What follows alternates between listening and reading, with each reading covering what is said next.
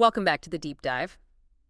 Today, I want to start with a visualization. Okay. I want you to close your eyes for a second, unless you're driving, obviously. And imagine you're standing in a completely pitch black room. Okay.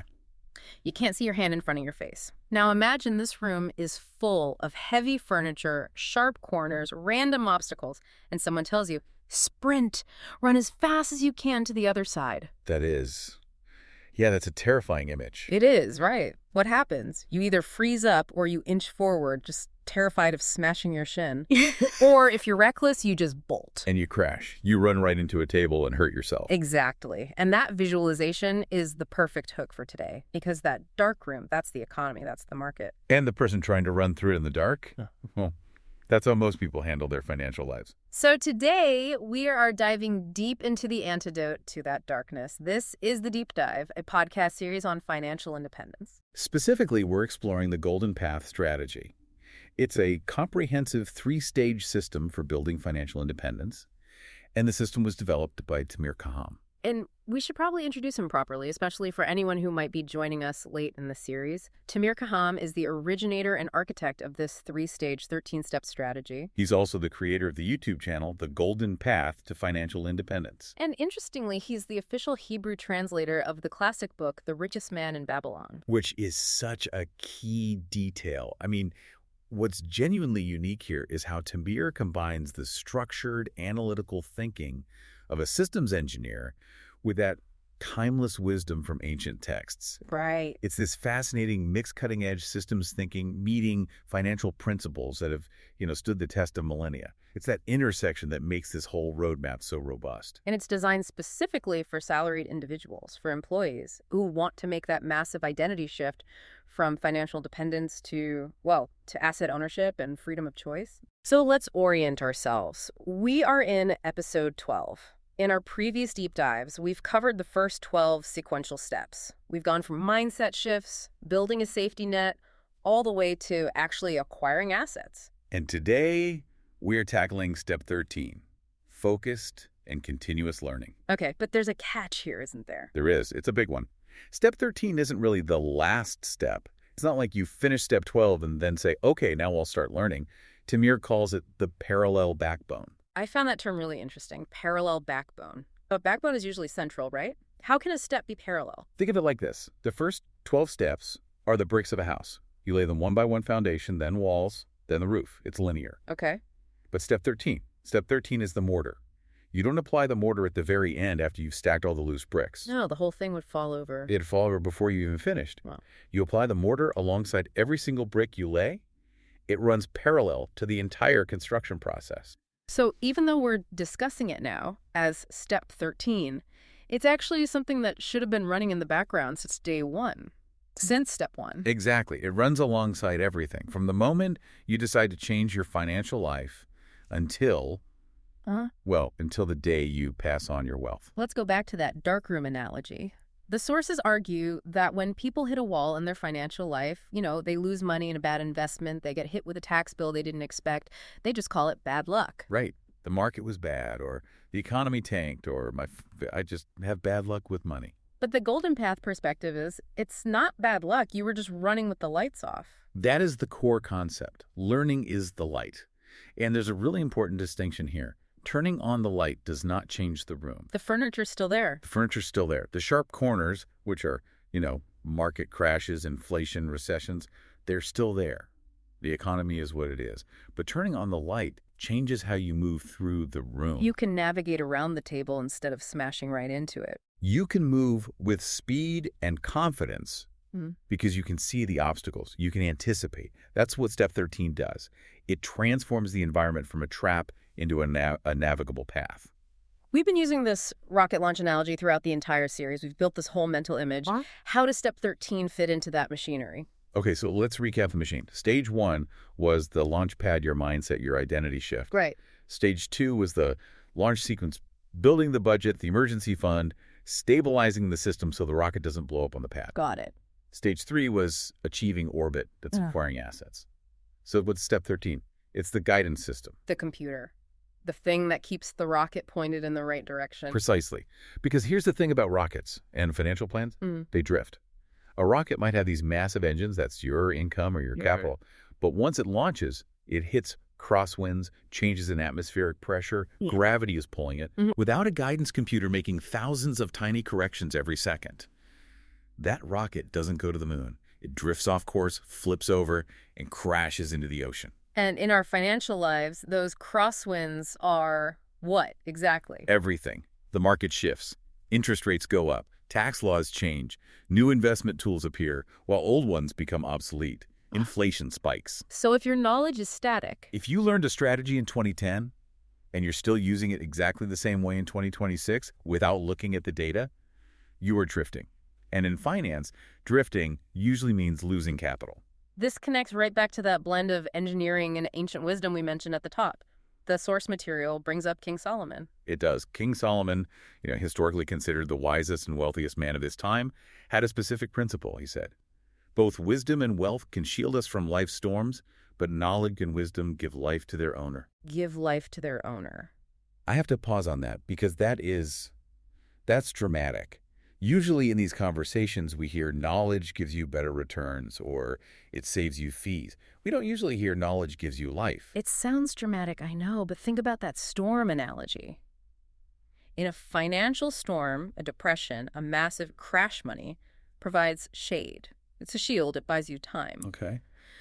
But if you have money without wisdom, the storm will eventually erode that money. You see lottery winners go broke in, 3 years? They had the shield, but they didn't have the survival mechanism. Because they didn't know how to replenish the shield. Exactly. Financial literacy wisdom, that's what allows you to survive, adapt, and rebuild. If you lose your money but you keep your wisdom, you can build the wealth back. If you have money but no wisdom, you're just waiting to lose it. So for an asset owner, literacy isn't a hobby. It is the survival mechanism. You just said asset owner again. We talk about that identity shift all the time. But why is learning a specific duty for an asset owner? I mean, why can't I just hire a guy? I have money now. I'll hire an accountant, a broker.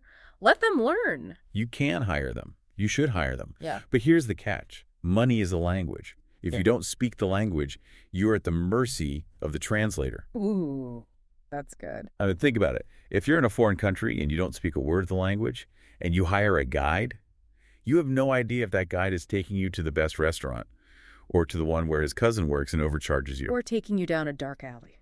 Exactly. Yeah. As an employee, the system is simple. Time for money. You don't need to speak finance fluently. But as an asset owner, you're managing a complex system. Most investment losses don't come from bad luck. They come from people entering a game they just don't understand. Right. They're flying the rocket without the guidance system.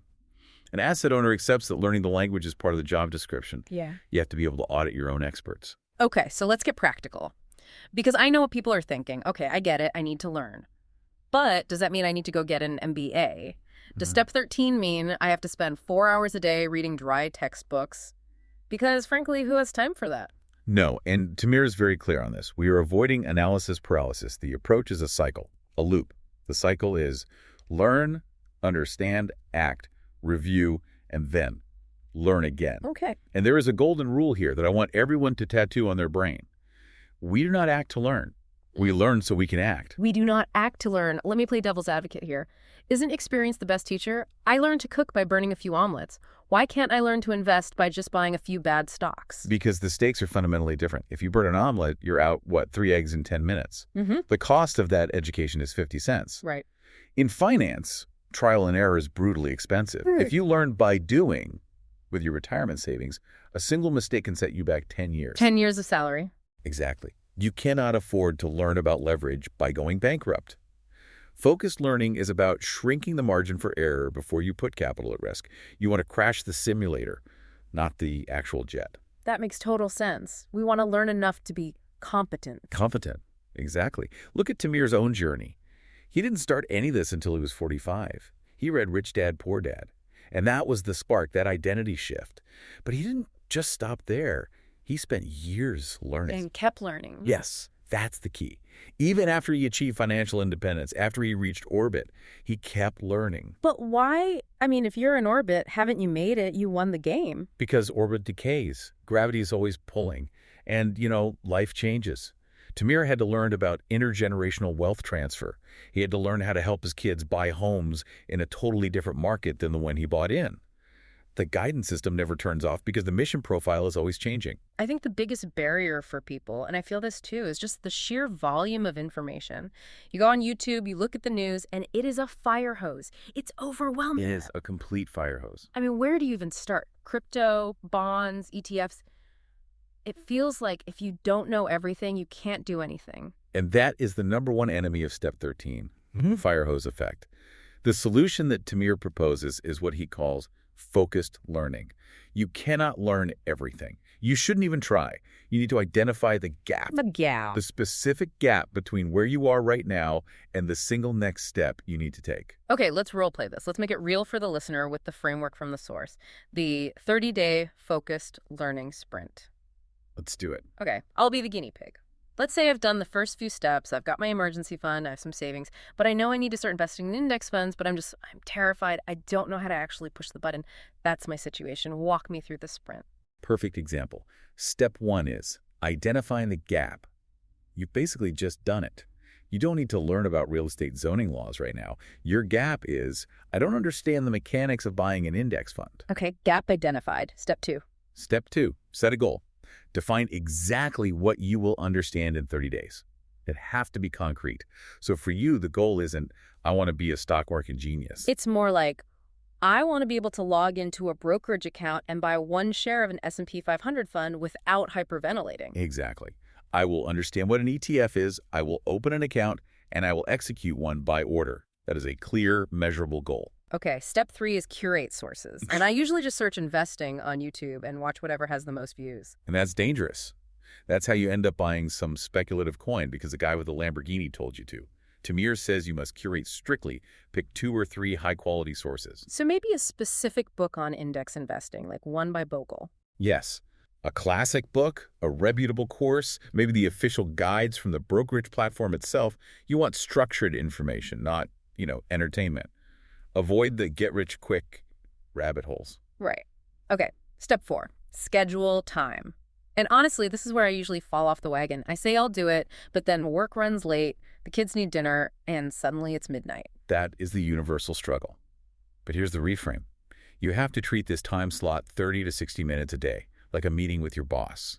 If your boss scheduled a mandatory performance review, would you skip it to watch TV? No, of course not. I'd be fired. Well, you are the bulk of your future wealth.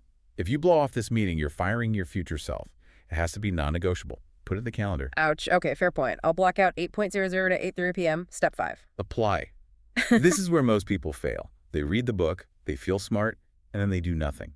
Knowledge without application is just entertainment. So for my index fund example. Don't just read about account types. Log in.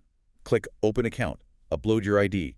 If the book talks about expense ratios, go look up the expense ratio of the actual fund you're watching. Connect the theory to the reality. And then finally, step 6 is review. Yes. At the end of the 30 days, you stop, you look back. Did you close the gap? Did you buy that first share? If yes, celebrate.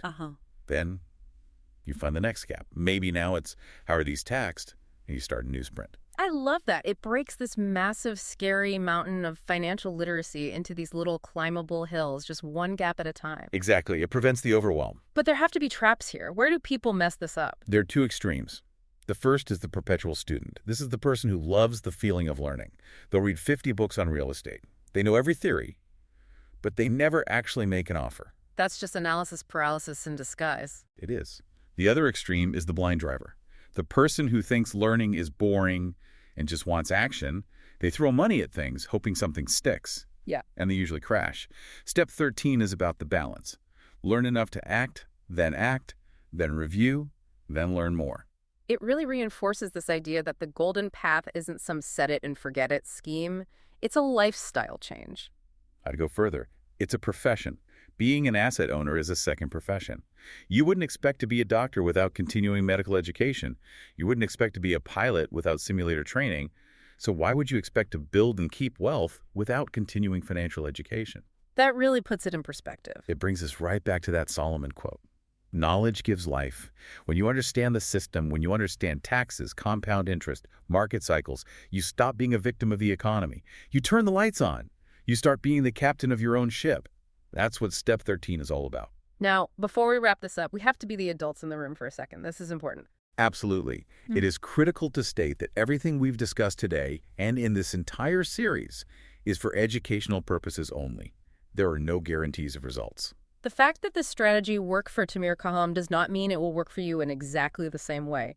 Every listener's circumstances, their risk tolerance, and the market conditions all differ. We're discussing a framework for thinking, not giving specific investment advice.